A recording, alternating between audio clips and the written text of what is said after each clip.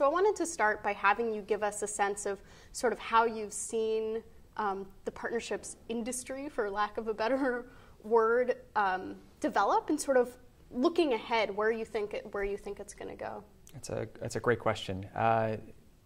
It has certainly developed over time. When I first started working on partnerships a little over a decade ago, we were doing this at USAID, and it had been set up as a business model by then aid administrator Andrew Natsios.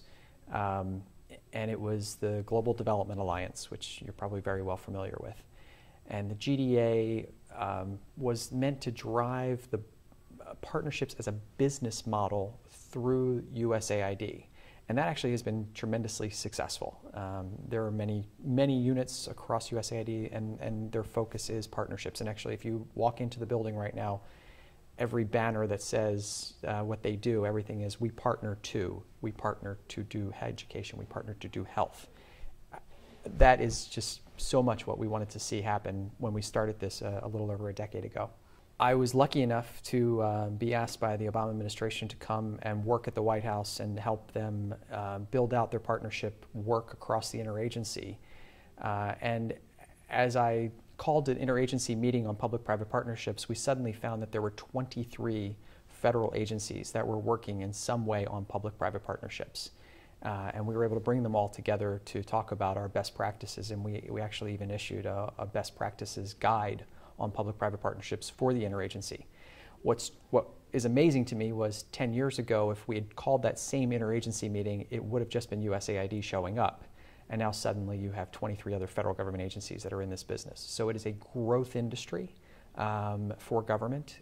It is definitely something where I think the last administration, and now this administration in particular, has embraced the idea of working with and through others to accomplish our objectives. And so you're the director of innovation.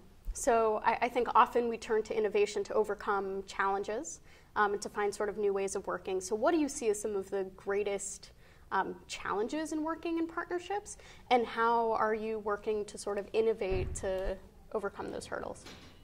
Challenges that we have are the sticky issues that we constantly come back to. So it's the age-old questions of procurement versus partnership. It's the questions regarding legal authorities on partnerships. There's a number of federal agencies where they're struggling with how do we do this from within the legal authorities that we have in our agency. And I've tried to tell them, like, no one has explicit authority to do public-private partnerships in their authorizing language, except for PEPFAR. Everybody else has basic authorities, and we're finding that within the basic authorities to be able to do that. But there's a lot of confusion among our legal offices across the departments as to whether or not people are allowed to engage in partnerships. So that's something that we need to address. Policies, guidelines for partnerships, best practices, we're still fairly nascent in this sector. There is a lot learned out there, but it's how do you get that information from one place to another, and how do we share those best practices? That's actually something that we're going to focus on with this Partnerships Practitioners Forum on March 9th.